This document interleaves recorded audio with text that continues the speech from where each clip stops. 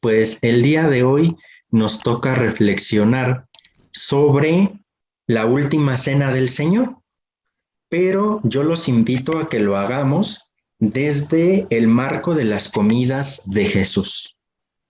No sé si ustedes se habían percatado que en los evangelios muchas veces Jesús se la pasa comiendo, ¿no? De hecho, hay algunos que lo critican y le dicen que es un glotón, que es un comelón y un bebedor, ¿no? Y peor tantito, ¿con quién se junta a comer? Con los publicanos, con los pecadores, con las prostitutas, con todas esas personas que en el mundo judío no tenían una razón de ser dentro de la comunidad misma judía. Entonces, esto a nosotros nos arroja datos muy valiosos para entender el quehacer de Jesús. Y yo los invito a que desde aquí nosotros vayamos reflexionando esta institución de la Eucaristía que nosotros le hemos llamado la última cena, partiendo desde las mismas comidas de Jesús. Y desde aquí también entonces se nos va a facilitar a nosotros el comprender la misma institución eucarística, la misma institución del sacerdocio y el mandamiento del amor. Sabemos que son tres, no quiero decirles cosas porque no son cosas, pero sabemos que son tres lo que instituye Jesús en esta última cena: la Eucaristía, el sacerdocio y el así llamado mandamiento del amor. Para hacer esta reflexión de este día y en torno a las comidas de Jesús, nos vamos a valer de dos teólogos. Uno se llama José María Castillo y otro se llama José Antonio Paola. Estos dos van a retomar, bueno, hay otros más, ¿verdad? Pero decidí tomar estos dos para ir reflexionando en torno a este tema. Lo primero entonces que habría que poner sobre la mesa es la misma cuestión de la comensalía. No sé si ustedes han notado que cuando se va a comer en casa y ya hay confianza, muchas de las veces ya no se ocupan cubiertos, ¿no? Pensemos, por ejemplo, cuando se me ocurre algo muy práctico, bisteces, ¿no? ¿Qué es lo que hacemos cuando hay bisteces y nos queremos hacer un taco? Pues vamos a donde están los bisteces solamente con la tortilla y le metemos la mano a la cazuela y sacamos el bistec, ¿no? Y si hay salsita, en esta mano ponemos el taco, la tortilla con el bistec, le echamos salsa y muchas veces sin necesidad de plato va hacia la boca, ¿verdad? Muchas de las ocasiones pasa esto cuando ya tenemos confianza o cuando hay cierta confianza con los que estamos compartiendo la comida. Pero ¿qué es lo que pasa cuando estamos apenas entablando relación con una persona? Y esta relación se empieza a entablar mediante una comida. Pensemos muy particularmente en las parejas, en los novios. Cuando son las primeras citas, normalmente, si van a los tacos, por decir algo, se piden poquitos, ¿no? Porque ¿qué va a decir el novio o la novia? Que como mucho. Eso no puede ser posible. Entonces, pido pocos taquitos, ¿no? Y también se van comiendo de una manera modosita, podríamos nosotros decirlo. O pensemos también ya en una relación no de novio, sino de amistad. También, aunque se nos pusieran enfrente los bisteces, porque apenas está entablando esta relación y estamos viendo cómo es la otra persona, normalmente comemos de una manera, les digo, más modosita, ¿no? Cuidamos que no se me vaya a escurrir la salsa, por eso ahora sí agarro plato, ya no agarro el bistec así casi con la mano, sino que ahora con los cubiertos, con una cuchara, con un tenedor, etcétera, ¿verdad? No sé si esto que estoy diciendo nada más me pase a mí o también a ustedes les pasa, y de esta manera nosotros podemos ir entendiendo la comensalía de Jesús, es decir, el compartir la comida con las distintas personas con los que él hacía. Otra de las características también de la comida, de una manera natural, es que va uniendo a las personas. Por lo regular, y esto más antes de la pandemia, ustedes saben que quienes organizan o en torno a quien se organiza las comidas familiares siempre son a los abuelitos, ¿verdad? Que es domingo y es día de ir a visitar a los abuelos. Y entonces es en torno a los abuelos donde se reúne la familia para compartir el pan. Y bueno, ya dentro de esta situación, pues lo que les decía, ¿verdad? Si hay bisteces, agarramos el bistec así como va, porque ya traemos hambre. Entonces, si se fijan ustedes, las comidas son una forma de irnos relacionando con los otros. Esto cobra más realce en los evangelios si nosotros nos ponemos a pensar en Jesús y las personas con quienes compartía los alimentos. Y también todo el significado que encierra en el siglo I en Palestina las comidas. Y es... Sí.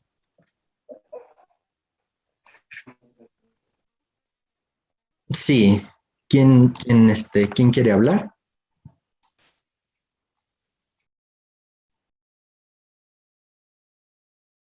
Ok, muy bien.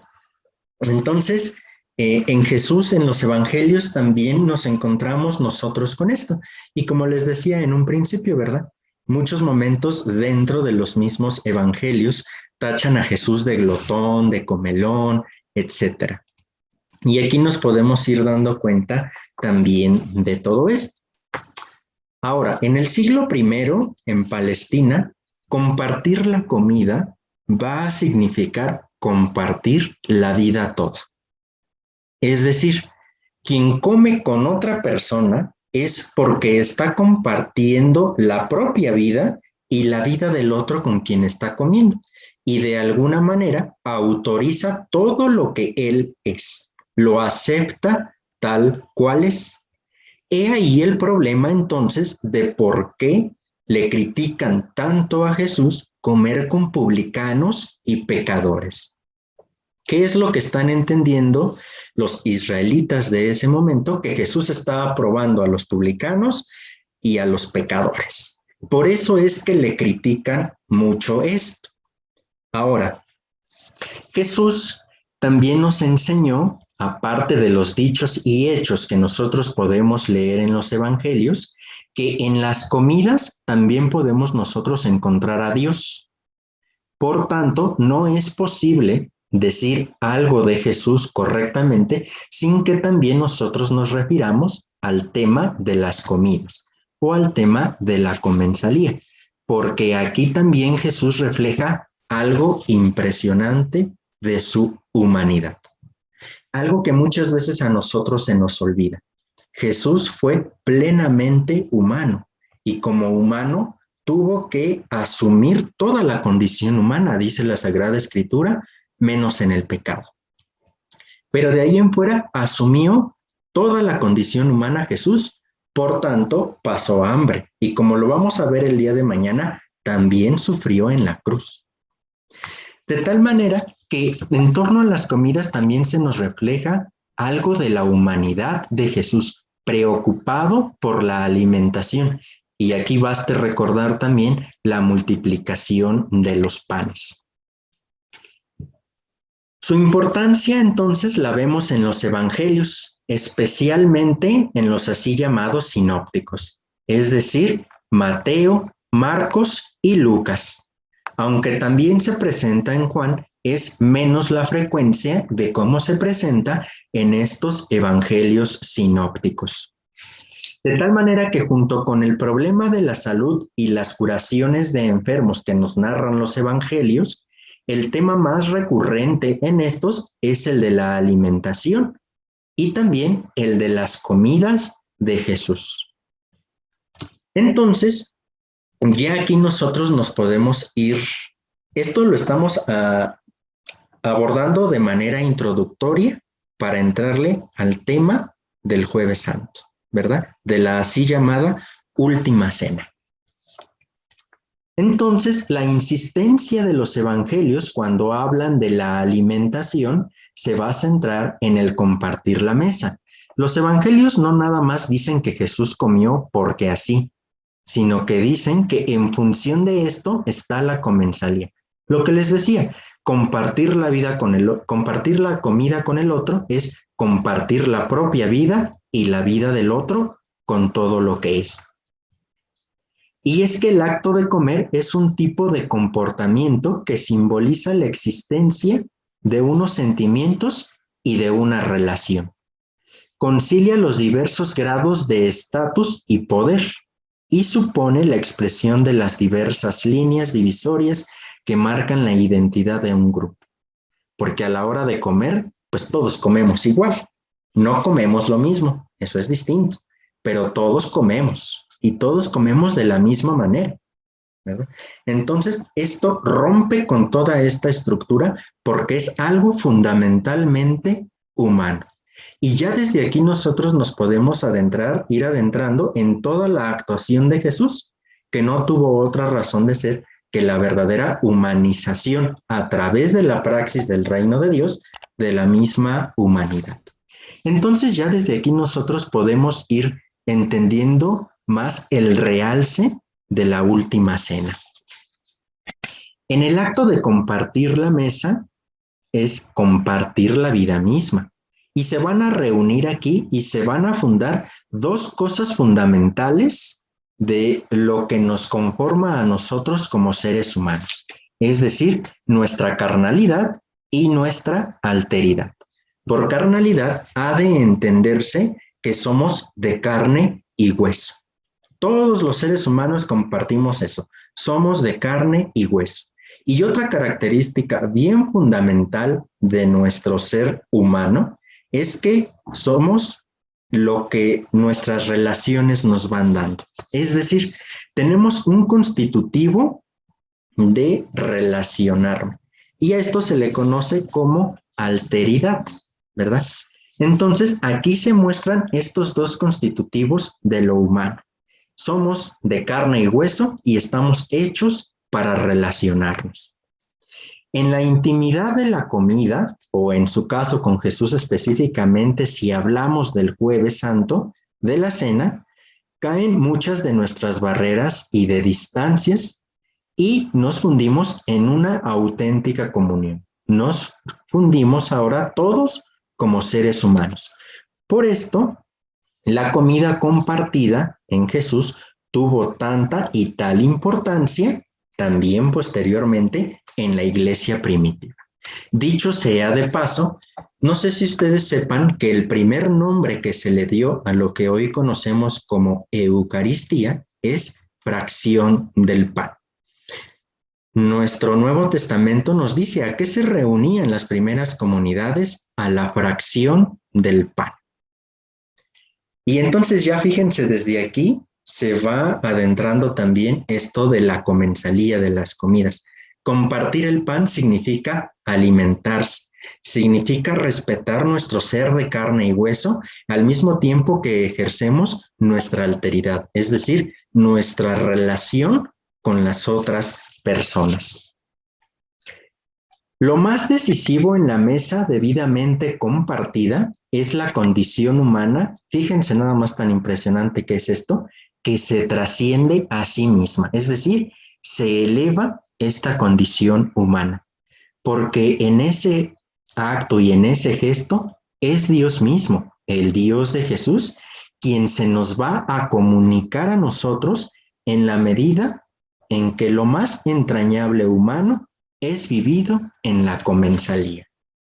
Aquí fíjense que quiero hacer recuerdo, para hacer más práctico esto también, recuerdo de un gran hermano que fue mi profesor, Fray Manuel Anaut, que de Dios goce, ya hace poco acaba de fallecer Fray Manuel, un teólogo excepcional.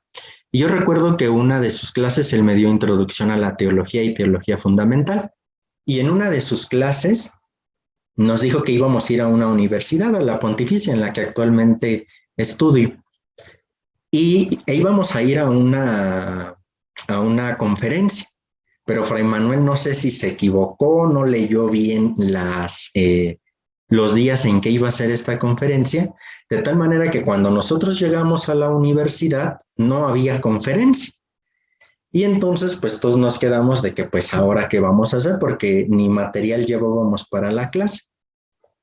Y entonces Fray Manuel nos dijo, pues bueno, si no vamos a tener la clase en forma como normalmente la tenemos, vamos a platicar sobre la clase, lo que ustedes leyeron, vamos a platicarlo, pero en un café.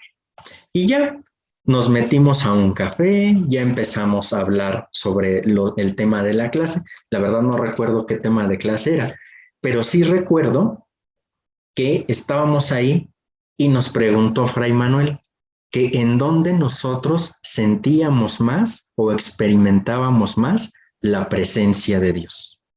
Y pues bueno, todos nosotros por querer sentirnos muy, ¿verdad? Dijimos que a la hora de algunos de estudiar teología, otros a la hora de hacer acciones evangelizadoras, a la hora de estar con los pobres. Es decir, hay muchas cosas, pero siempre en la acción de que uno era el que hacía. Y Fray Manuel muy acertadamente y tiempo después lo entendí con mayor acierto. Nos dijo, es que aquí, justo en lo que estamos haciendo, simplemente en tomar el café y compartir de nuestra vida, aquí esto es la máxima experiencia de Dios. Y entonces yo me quedé así, ¿verdad? Y tiempo después, a medida que fui adentrándome en el estudio de la cristología, lo comprendí. Y dije, sí es cierto, en el compartir el pan, en el compartir un café, ahí está por completo Dios, porque Dios nos invita a hacer comunidad, a unirnos como seres humanos en un conjunto. Y luego les voy a poner otro ejemplo. Hace 4 o 5 años hice yo mi experiencia de misiones, me pasé un año en la Sierra de Oaxaca, por allá de Juquila, todavía 40 minutos más para abajo de Juquila, en una población llamada San Miguel Panixtlahuaca. Es un pueblo originario que habla chatino. Bueno, para no hacerles el cuento largo, en una ocasión, cuando yo recién llegué, estaba una hermana que nos ayudaba a cocinar, nos hacía la comida. Y pues obviamente la hermana nos servía mucho en el plato. Hubo una ocasión en que nos sirvió tanto que yo no logré terminarme la comida. Entonces lo dejé en el plato, le dije, se llama Flora, le dije, Flora, ya me llené, ya no puedo con esto. Me dice, no se preocupe, Fray, ¿no? Y ya, yo le llevé el plato a la cocina y entonces, pues ya acabamos de comer los frailes, nos salimos del comedor y no sé qué se me olvidó en la cocina y yo regresé a la cocina. Y justo en ese momento vi cómo su hija se estaba comiendo la comida que yo había dejado. Y entonces a mí me impresionó mucho eso porque en mi lógica citadina está comiendo porque no tiene que comer en su casa. Y entonces yo me saqué pues mucho de onda. Y dije, pues si es lo único que come, pues el día de mañana voy a dejar más comida en el plato.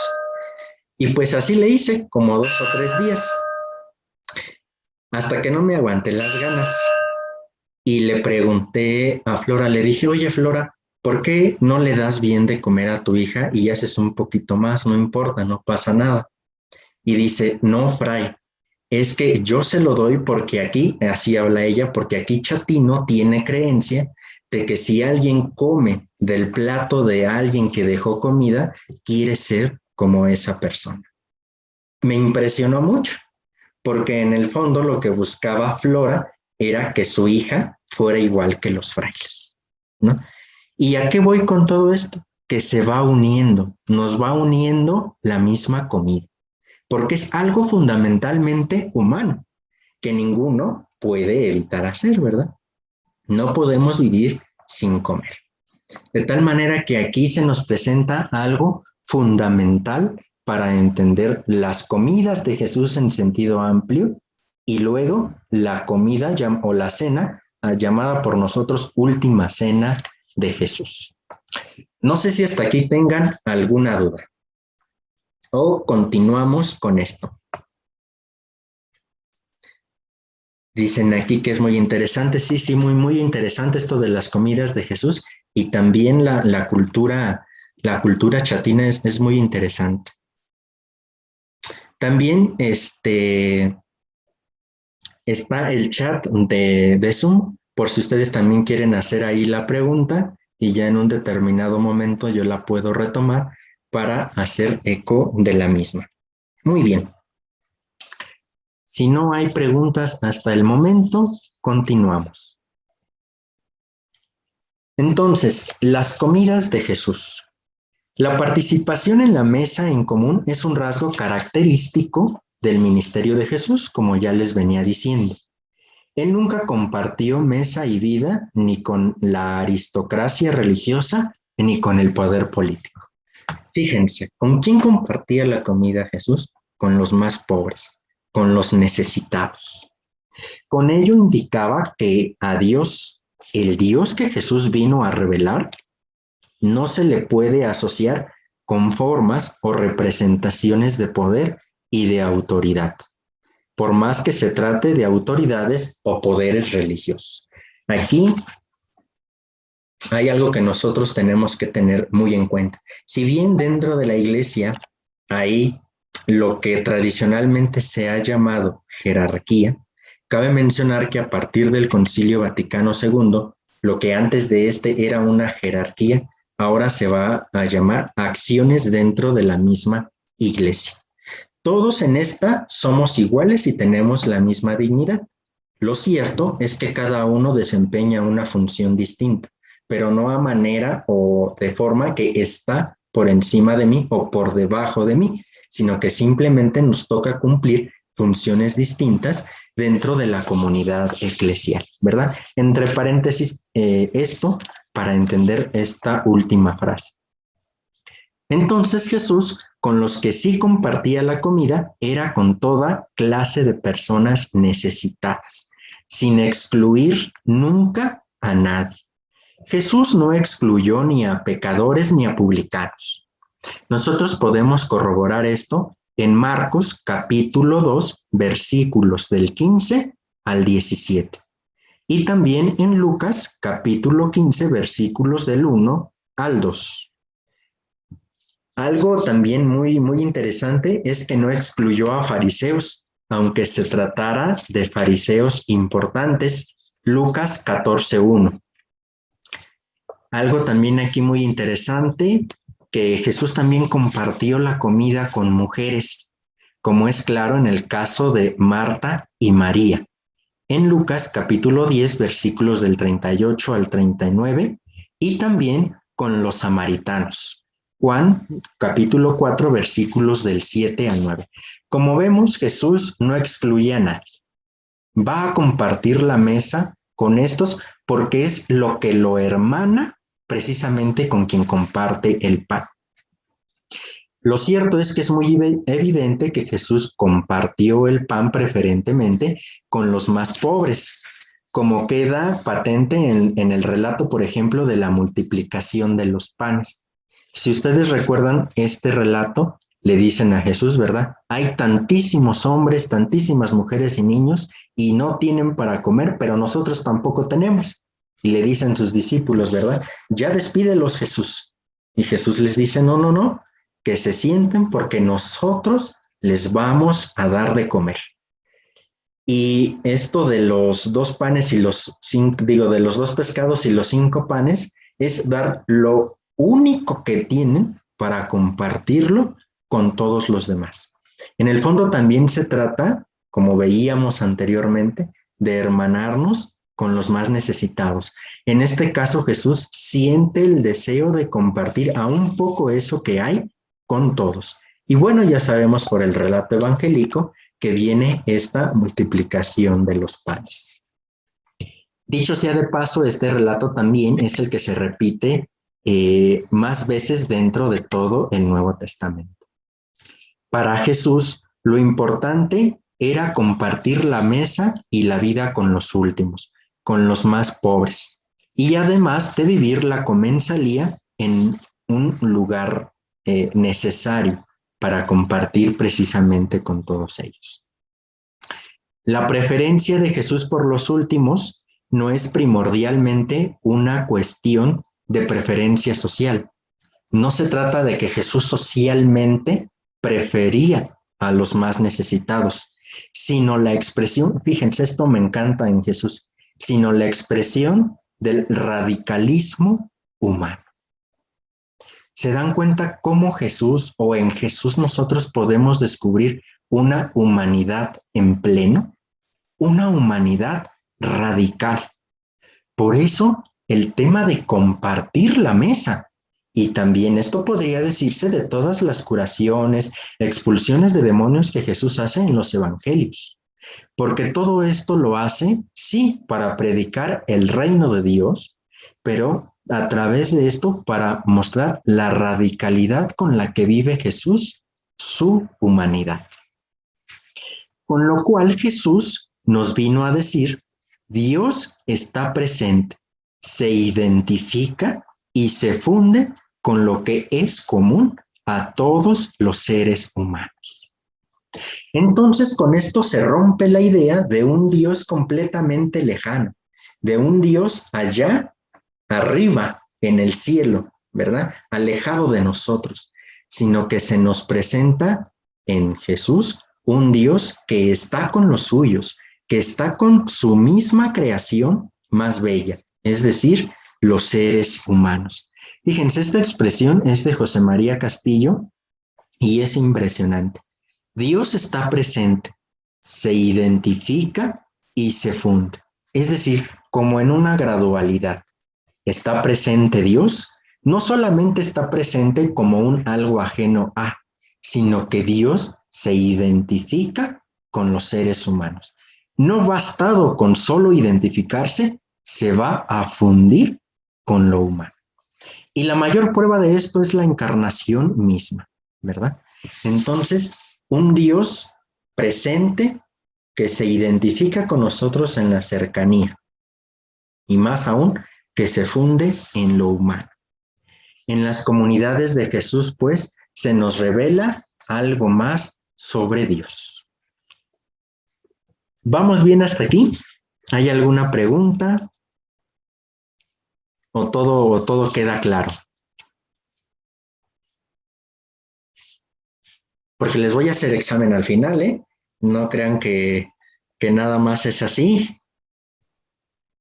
Bien, vamos todos claros hasta aquí. Perfecto. Sí, Fray. Todo bien.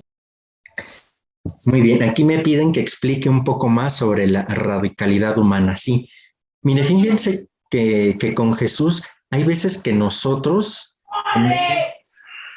tenemos más presente a un Jesús divino. Y lo es, ¿verdad? El problema de esto es que a veces nos concentramos tanto en la divinidad de Jesús que se nos olvida que fue un ser humano como todos nosotros, ¿verdad? Entonces, eso es fundamental. Les pido si pueden apagar los micrófonos si es que no vamos a hablar. Gracias. Bien.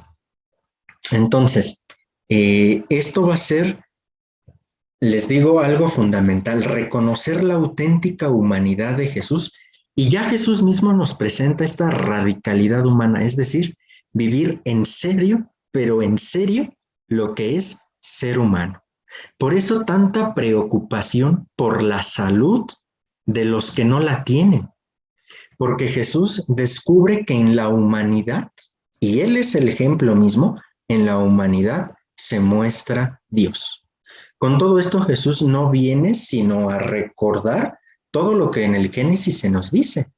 Estamos hechos a imagen de Dios. Y como imagen de Dios tenemos una dignidad inviolable. Pero para respetar esta dignidad hemos de empezar con lo más básico, con lo fundamental, que es que somos de carne y hueso. Eso es lo que nos distingue de toda la demás creación. Por tanto, encontrar en lo humano, ahí nosotros podemos encontrar la imagen de Dios. No porque Dios Padre sea carnal como nosotros, sino porque estamos hechos a su imagen y semejanza.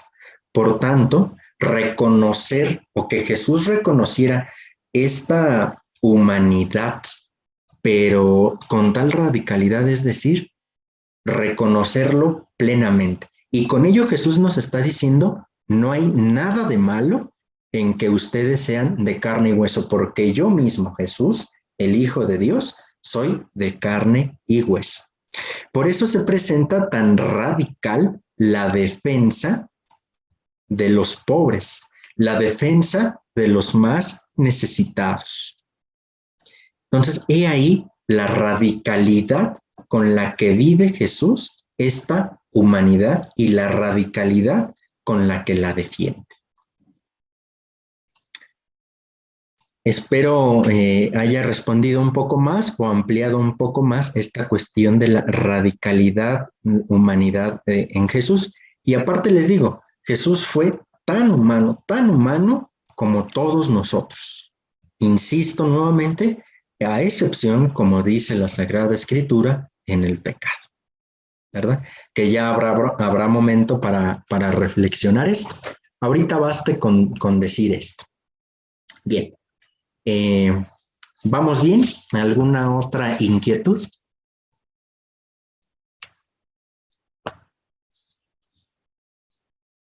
Ok. Perdón, Fray. Sí. Perdone. Ay, lo que pasa es de que, bueno, me parece tan interesante lo que está diciendo y ahorita que tocó este tema de la dignidad humana, bueno, pues se me vino a la mente todo esto que estamos viviendo tan fuerte, ¿verdad? De que muchas veces la humanidad la quieren bajar a algo en un animal, en una cosa, en una, bueno, digo, eso se me vino ahorita tan fuerte y bueno, pues me parece de veras muy importante todo lo que nos está diciendo porque pues esto hace que afirmar pues en lo que creemos, en nuestra fe y sobre todo valorar lo que vale lo humano como ser humano e hijos de Dios únicos e irrepetibles. No sé, gracias, Fray. Está muy, me encanta esto, ¿eh? Gracias. Gracias, Andrea. Sí, de verdad que esto es totalmente apasionante, ¿verdad? Descubrir que nuestra religión, dirían algunas personas, no nada más son golpes de pecho y estar reza y reza, sino que nuestro ser cristianos, a mí siempre me ha gustado expresarlo así, nuestro ser cristianos es un estilo de vida, una forma de ser, no hay más, ¿verdad? Y en esto es fundamental porque Jesús mismo así nos lo enseñó, defender lo que hay de humano en nosotros, la humanidad.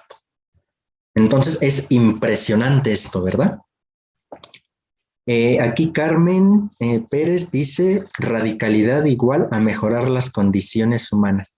Exactamente, ¿verdad? Por ahí cuando empezaron las encíclicas sociales o la doctrina social de la Iglesia, decían que hacer de las condiciones de los hombres unas condiciones más humanas para que de verdad se viviera nuestra humanidad.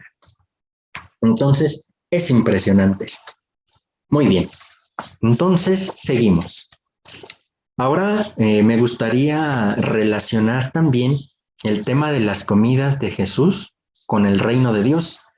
Y el día de mañana lo veremos con mayor profundidad, pero hoy cabe mencionar que el reino de Dios es la misión central fundamental.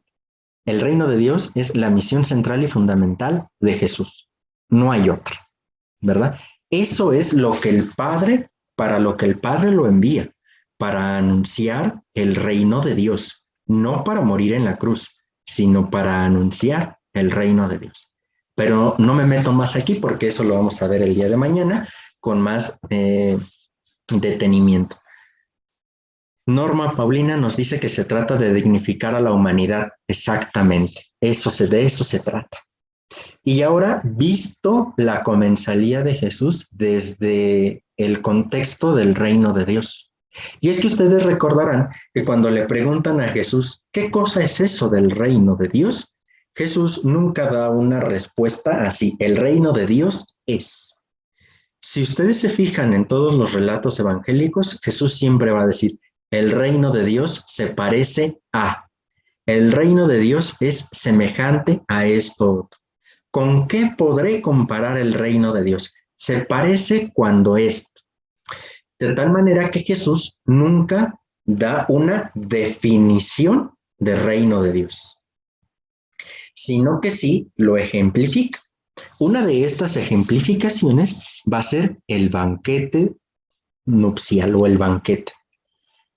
Esta es una parábola y es la parábola del gran banquete, que nosotros la podemos leer en Mateo 22, versículos del 1 al 10. Y también en Lucas capítulo 14, versículos del 15 al 24. Este banquete o esta parábola es uno de los relatos evangélicos en los que aparece de forma más patente cómo y hasta qué punto la mesa compartida es el lugar donde el Padre se hace presente y se da a conocer. En efecto, todas las excusas que los invitados presentan para no ir a compartir el banquete coinciden en que se anteponen los intereses personales a la experiencia de la comensalía. Si ustedes recuerdan, en esta parábola del banquete, muchos dicen, es que no voy porque tengo que hacer esto otro, pero de una manera individual. Con esto están rompiendo uno de los constitutivos de lo humano. Ya hablamos sobre el ser de carne y hueso, la carnalidad, pero la alteridad, el compartir con el otro, aquí se está rompiendo. Entonces, rompen con toda la idea que Jesús tiene de las comidas. Aquí lo importante, entonces, en esta parábola es la conclusión final que está concisamente recogida en uno de los evangelios. Los compradores y negociadores no entrarán en el lugar de mi Padre. Aquí esta clave al Padre, obviamente nos referimos al Dios de Jesús, se le encuentra una vez más, lo repito, en la comensalía, en el compartir el pan. Un contenido que viene a decir que a Dios se le encuentra, fíjense nada más, en el gozo, en la felicidad y la satisfacción compartida con todos. Aquí nuevamente se nos presenta la radicalidad con la que Jesús vive y defiende la humanidad.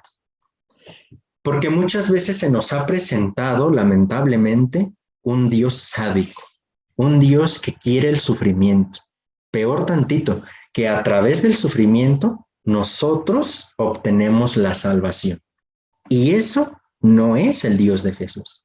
El Dios de Jesús nos invita a una vida plena, a radicalizar lo humano, ¿verdad?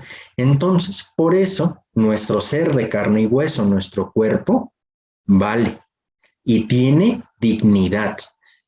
Juan Pablo II tiene una teología muy padre que se llama teología del cuerpo y va mostrando precisamente esta dignificación del cuerpo, ¿verdad? Muy bien, pero entonces por ahí sería esto. Entonces encontramos a Dios en el gozo, en la felicidad y en la satisfacción de la mesa compartida. La conclusión última es que hay dos formas de entender la vida. La forma de los que piensan en su propio interés, individualistas, y la que forman los que quieren ser felices y disfrutar de la vida compartiendo esa felicidad con otros. Estos son los que encuentran a Dios, los otros no los encuentran. Entonces se dan cuenta de la importancia que tiene el reconocer a los otros en el compartir la mesa. Y dentro de todo esto, las mismas comidas de Jesús, lo que están diciendo es, estoy respetando la condición carnal de ustedes al mismo tiempo que me estoy relacionando con ustedes y los invito a que entre ustedes se relacionen. A mí me parece impresionante esto, cómo Jesús va a radicalizar nuestra condición humana, ahorita visto desde este aspecto. Muy bien, ¿vamos bien hasta aquí? ¿Hay alguna cuestión que quisieran ustedes decir? Bueno, yo nada más, perdón, quisiera compartir, Frank. Sí. Yo, antes me iba de misión y cuando usted dijo de cuando usted vivía en Oaxaca, yo iba a la Mixteca oaxaqueña. Okay. Y a la Zapoteca, y la gente, íbamos nosotros en visiteo de casa por casa, y justamente era eso, la gente, para ellos era agasajarnos, el compartir sus alimentos con nosotros. Cada una de las casas nos querían dar algo, digo, a veces ya no podíamos más, ¿verdad? Y también ellos siempre gozaban con el hecho de darnos la comida a todos los misioneros. Y eso que éramos misioneros, yo me imagino con nuestro Señor, ¿verdad? ¿Qué cosas no habrán hecho para quererlo tener en su mesa? Sí, es impresionante esto, ¿verdad? Cuando quienes tienen la experiencia de misiones y han hecho este famoso visiteo, así pasa ya en la última casa a la que va uno, ya ni vaso de agua quiere, ¿verdad? De tanto que le dan de comer a uno y tanto que le dan de beber a uno. Y fíjense, esto que señala nuestra hermana también es muy padre porque, de hecho, incluso aquí en la ciudad, ¿no? Cuando alguien no acepta un taquito que nosotros le damos, muchas veces es una ofensa, porque nosotros le estamos compartiendo algo de lo nuestro, de nuestra comida, a la otra persona. Y rechazarlo, muchas veces, si no es decir siempre, es una ofensa, ¿no? Entonces se dan cuenta de la importancia que tiene la comida, empezando por lo humano, por lo antropológico, y luego ya de aquí la importancia que le dio Jesús para relacionarnos, para hacer comunidad, para hacer eclesía, ¿verdad? Hacer iglesia. Muchas gracias por tu comentario, hermana. ¿Alguien más? Yo. Sí. Yo. Sería tan amable nos mencionó 2 formas de entender la vida. Ajá. ¿Sería tan amable de volverlas a repetir? ¿Es tan amable? Sí, claro que sí. Las 2 formas entonces serían o en la comunidad o en lo individual. Así de sencillo. Ajá. La individualidad, como nos cierra nuestra dimensión constitutiva humana de la alteridad, es decir, de relacionarnos con el otro, nos aleja de Dios mismo porque nos hace individuos, individuales, solos. En cambio, el verlo desde la comunidad, desde el compartir, nos hace uno, no solamente con la persona con la que estoy compartiendo, sino con Dios mismo. Entonces, dentro de esta reflexión, son estas 2 formas de entender la vida, o en la individualidad o en la comunidad, fraternidad. Veo aquí la mano levantada, de nada, de José Alberto. Te escuchamos, hermano José. Pues sí, bien, hermanos. Muchas veces no logramos asimilar el aspecto individual. Yo le llamo, o le agrego mejor, el aspecto biopsicológico, social y espiritual, para llegar a tener una empatía. Es muy cierto lo que dice la hermana, los que nos tocó en su momento hacer misión, ir a las sierras, ir a ver, a proclamar el evangelio, porque debemos ser evangelio viviente. Ves, para nosotros terrenalmente ves esa carencia, ¿no? A lo que estás tú acostumbrado. Y es donde viene la empatía, porque la otra gente no solamente es el alimento, es su forma de vida, de ver cómo ellos consagran sus alimentos, cómo dan gracias al Señor por sus cosechas, porque el papá regresó con la cosecha, no le pasó nada, porque la mamá bajó al pueblo a comprar las cosas. Ves una empatía completamente distinta.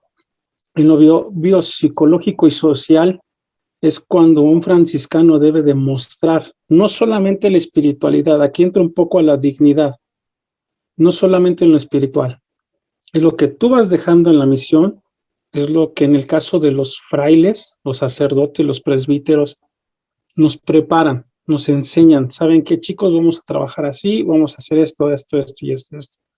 Pero cuando tú vives en carne propia esa empatía de dejar lo individual para trabajar en comunidad, te desbordan un amor impresionante que no llegas a identificarlo o a encerrarlo en un círculo, porque sales extasiado de un amor que esa comunidad te genera.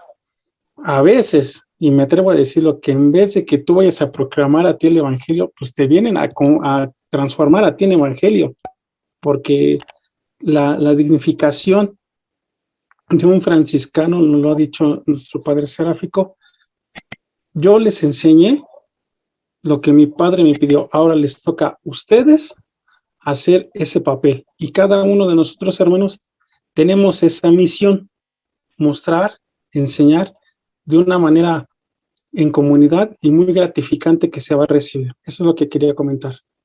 Muchas gracias, hermano José. Esta parte de la empatía me parece fundamental, lo que mencionas, porque no nada más, como lo dices, no nada más se trata de sentarme a comer con y ahí queda la cosa, sino verdaderamente de generar una empatía, ¿no? Algo fundamental con Jesús, que me parece muy acertado esta puntualización que haces, hermano José. Muchas gracias.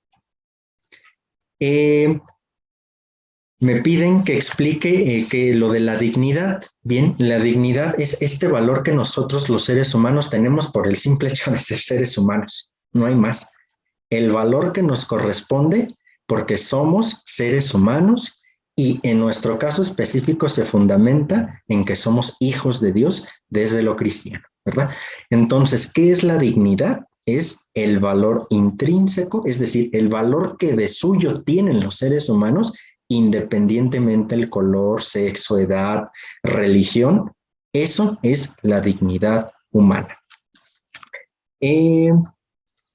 Veo aquí también levantada la mano de Rosario Oyarzábal. Si gustas compartirnos, hermana. No, Fray, fue accidentalmente que levanté la mano. Todo bien, Okay. Gracias. De nada, no te preocupes. Erika Joana dice que le surgió la duda de que en una parte mencioné que Dios no acepta compradores y negociadores. No comprendía a qué se refiere. Sí, en este caso de compradores y negociadores va no los que se dedican al comercio, ¿no? Porque si no, imagínense ya cuántos quedarían fuera del reino de Dios, sino a los que a través de este comprar y de este negociar, pero con la vida, con los recursos humanos. A eso se refiere, porque en el fondo, negociar con los recursos humanos y con lo que dignifica al hombre es, fíjense nada más, esto tan grave, es negociar con la vida misma de las personas. Y obviamente aquí entra una crítica muy fuerte para nuestra sociedad, ¿verdad? ¿Cómo se van comercializando los recursos naturales? Entonces aquí esto es, híjole, un tema de discusión bien fuerte, ¿verdad? Pero que en otro momento podríamos abordarlo con más detenimiento, pero es esto, compradores y negociadores en cuanto a la humanidad, lo que hace de bien a la humanidad, dicho en otras palabras, a la vida misma, ¿no? Esto de compradores y negociadores no hay que entenderlo como los que se dedican al comercio, sino imagínense, mi papá y mi mamá se dedican al comercio, entonces ya mis papás no entrarían al reino de Dios, híjole, pues no le da. Entonces, he ahí esta cuestión. No sé si te quedó claro, Erika Joana, ¿verdad? Únicamente referido a esto.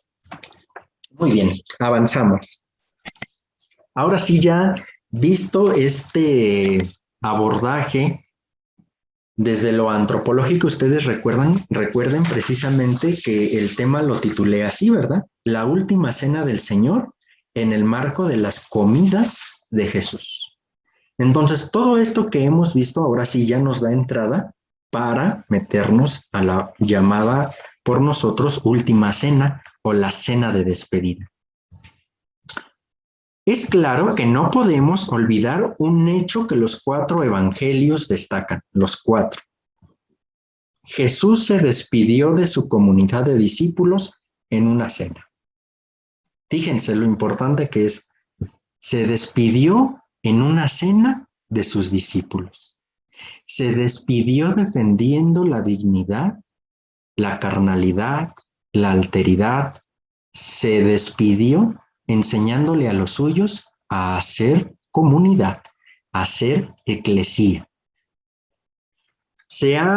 Aquí se ha discutido ampliamente entre algunos especialistas si aquella cena fue sencillamente eso, una cena de despedida y nada más, o fue una cena de carácter religioso, es decir, una cena pascual que cada año celebra la religión de Israel. Aquí no me meto mucho, solamente por externarlo. Hay biblistas que dicen que sí, fue una cena, pero que no fue exactamente la cena de Pascua. Hay otros que dicen que sí, que si no bien fue en el día de Pascua, sí fue una cena con tinte pascual. Aquí nosotros no nos vamos a meter en esta discusión, si fue o no fue una cena pascual. Lo cierto es que en esta cena fue la última cena de Jesús en la cual se despidió, ¿no? Lo que está en juego, entre otras cosas dentro de esto, es saber si la despedida de Jesús, qué sentido darle a esto, ¿verdad? Entonces, lo importante aquí va a ser la comensalía como expresión de la presencia de Dios en Jesús entre los humanos. Ahora, esto que vimos de manera general en todas las comidas de Jesús, ahora lo vamos a empezar a ver desde la llamada última cena. Sin duda alguna, el centro de interés de este relato, pues es la cena. Y de ahí, cuentan los evangelios, no se pone en la observancia o cumplimiento de un ritual religioso, sino nuevamente con Jesús en la experiencia humana que aquella noche vivieron los que participaron en aquella cena, que resultó intensa y dramática hasta provocar hechos y palabras que bien se pueden calificar como expresión de situaciones límite. Yo a veces me imagino esta cena y a mí se me hace muy intensa esa cena, ¿no? ¿Por qué? Porque Jesús ya sabía que lo querían matar. Ya sabía que nosotros diríamos que estaba entre ceja y ceja de aquellos que se querían deshacer de él. Ya se empezaba a sentir ese ambiente con Jesús y con los suyos, como de a ver a qué hora nos hacen algo. Y despedirse Jesús en una comida o en una cena, si se habla de hora del día específico, y recobrar todo lo que significa. Así está pasando. Sí, perdón, fue un error técnico aquí con Zoom. Bueno, más bien con Internet. Pero ya estoy aquí de regreso. ¿Hasta dónde me escucharon?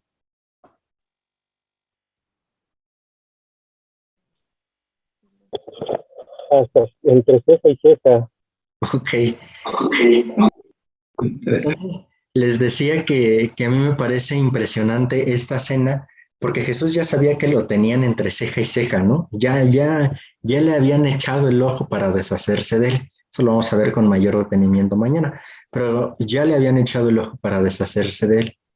Y se despide de los suyos en una cena. Insisto, a mí me parece fundamental esto, porque aquí Jesús se está despidiendo diciéndoles: hagan esto en memoria mía. No solamente es el ritual de la fracción del pan, sino visto desde todo este marco amplio, es hagan esto en memoria mía, es decir, recuérdenme haciendo comunidad, recuérdenme haciendo la fracción del pan, compartiendo con los más necesitados. Y obviamente dentro de todo este marco o ambiente intenso y, por qué no decirlo, hasta dramático, pero no el drama de las novelas del 2, ¿verdad? sino un drama auténtico, el empezar a despedirse de los suyos. Entonces, he aquí desde aquí cómo lo podemos ir entendiendo nosotros. Parece necesario decir que la celebración eucarística, aquí ya viene más puntual la reflexión, eucarística tendría un significado y una forma de celebrarse muy diferente en algunos casos a la actual si la Iglesia hubiera tenido y continuase teniendo presentes las experiencias que aquella noche se vivieron en la cena. Si no tenemos presentes esas experiencias, no comprenderemos nunca ni la cena de Jesús ni la Eucaristía que aquella noche instituyó. Les voy a poner un ejemplo bien claro. Cuando nosotros vamos a misa, vamos a la celebración eucarística, ¿cuántas de las personas que van en esa misma celebración eucarística conocemos? Muy pocas. Si acaso con las que vamos, si es que no vamos solos. Y entonces, si ustedes se fijan, la Eucaristía tendría que ser esto, una comensalía, porque ¿qué es lo que se está haciendo ahí? La fracción del pan, la fracción del cuerpo de Cristo. Y entonces fíjense qué cachetadón nos da esta reflexión. ¿Cuántas veces yo voy a la celebración eucarística de una manera individual? Aunque vaya con mi esposa, con mi esposo, con la novia, el novio, o los amigos, con el grupo de jóvenes, OFS, entre los frailes. ¿Cuántas veces no yo he ido a la Eucaristía? Yo nada más. Esto es algo impresionante porque entonces se nos olvida en dónde está fundada la Eucaristía, en la última cena. ¿Y qué significa la última cena? Comensalía. Defender la vida al extremo, porque la última cena es un reflejo de todas las comidas que Jesús tuvo e hizo. Entonces significa compartir el pan con todos, significa compartir la vida entera. Y insisto, ¿cuántas veces que nosotros vamos a la celebración eucarística realmente compartimos la vida? Muy pocas veces. Y en el mejor de los casos sabemos que es un rito religioso en el cual sabemos qué contestar, en qué momento pararnos, hincarnos o qué decir. Pero la Eucaristía es mucho más que un rito religioso, es compartir la mesa con los que yo voy a la Eucaristía y humanarme y hermanarme con quien tengo a un lado y Dios se funde conmigo a través de la comunidad. Yo no sé ustedes, pero a mí esto me parece impresionante para nuestra celebración eucarística. Tengo aquí algunos comentarios. Así es, de hecho, por eso es la última cena, convive con los suyos y enseñándoles una forma de recordarlo con el paso del tiempo, no solo los discípulos, sino con todos. Exactamente. En la última cena, entonces, el hagan esto en memoria mía, no significa únicamente reúnanse cada 8 días para realizar un rito religioso con mayor o menor sentido según sea el caso. No, nos dijo hagan esto en memoria mía, recuerden lo que significa la comensalía, compartir la vida total con el hermano para que Dios se funda conmigo mismo y con el otro para hacer una comunidad de hermanos. Y me parece que entendiendo de esta manera la Eucaristía en general y la institución de esta, hablando del Jueves Santo, parece algo fundamental. Porque si esto lo leemos a partir también de la institución del mandamiento del amor, no es otra cosa más que eso, amar a los suyos, amar incluso a los enemigos. Y a mí siempre me ha impresionado esta frase de San Juan, habiendo amado a los suyos, los amó hasta el extremo. Híjole, a mí es una frase que me enchina la piel. No se conformó Jesús con amarnos, hasta el extremo nos amó. ¿Y nosotros qué hacemos con ese amor? Ir cada 8 días nada más, vuelvo a insistir, a algo que a nosotros se nos hace como un rito religioso con mayor o menor sentido. ¿Se dan cuenta la importancia de lo que es celebrar la Eucaristía dentro de nuestra comunidad cristiana? Insisto, a mí me parece algo fundamental. Y Miriam aquí me pone, ¿cómo sería ir solo uno a la celebración? Significaría no hacer comunidad con el otro, porque compartir la mesa eucarísticamente hablando no se trata solamente de 45 minutos mientras el padrecito está hable y hable y hable. La Eucaristía es en todo el día, en todo momento, compartir con quien no tiene y aún con los que tienen. Se trata de compartir la vida. Ir a la celebración solo significaría ir a pararme literalmente a la celebración eucarística, pararme, hincarme en el momento preciso, contestar las oraciones. ¿Y qué influjo tuvo esa celebración en mi vida? Absolutamente ninguno, porque sigo siendo yo primero, después yo, hasta el último yo, y si hay un espacio, también yo. Entonces, eso sería ir a una celebración eucarística solo. ¿Vamos bien hasta aquí? Muy bien. Según esto, entonces, todo lo que venimos reflexionando, lo primero que sería necesario recordar siempre es que aquella noche y aquel grupo de personas celebraron una cena de despedida. Además, hay que sumar un elemento importante. Lo que allí se vivió fue una despedida definitiva.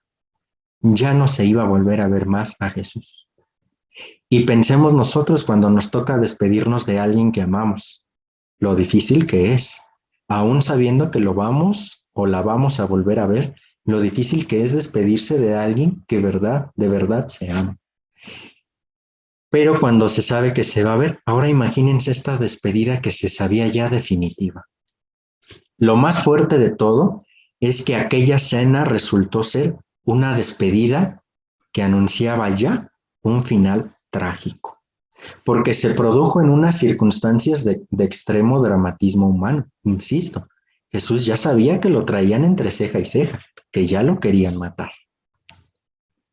Entonces, lo que les decía también, el recuerdo de Jesús, hagan esto en memoria mía, o hagan esto para que me recuerden, en la iglesia se realiza en la cena compartida, donde se comparte el mismo pan y se bebe la misma copa. Entonces, la Eucaristía es el acto de comensalía en el que se está por encima de las traiciones y los abandonos, de las negaciones, de las cobardías y de las conductas hipócritas. Todo esto nos lleva hacia un puro individualismo. Pero no se trata de excluir de la Eucaristía a los cobardes y a los traidores, sino de integrarlos y hacerles ver de manera distinta las cosas. En la actualidad, la misa se ha organizado muchas veces de manera que de ella se excluye a quienes no coinciden con las normas eclesiales. Esto es algo bien fundamental. Jesús no va a imponer excomuniones. Por tanto, donde no se celebra bien la Eucaristía, falla y falta la comensalía. Y falla igualmente la Eucaristía. No cumple su función, que según el Vaticano II dice, es fuente y culmen de la vida cristiana. De ahí partimos y ahí tenemos que llegar como nuestro culmen. Entonces, nuestra Eucaristía tendría que ser compartir el pan verdaderamente con quienes lo necesitan. E insisto también, no solamente con quienes lo necesitan, sino con todos, pero privilegiando por sobre todas las cosas a los más necesitados, porque así Jesús lo hizo, ¿verdad? Y nada de esto se trata de socialismo, comunismo y nada. Es el Evangelio mismo el que nos lo pide, ¿verdad? por ahí esos fueron algunos comentarios que surgieron a raíz de esta última encíclica del Papa Francisco, ¿verdad? Y de que el Papa Francisco es un comunista, etcétera, y demás. Pero es el Evangelio mismo, no es otra cosa, es el Evangelio. Entonces, esto es de la Eucaristía, tenemos que entenderlo así. Es compartir el pan eucarístico y también compartir el pan vida. Mi persona y compartir también la vida del otro. Vamos finalizando esto. Les doy las gracias por haber participado este día.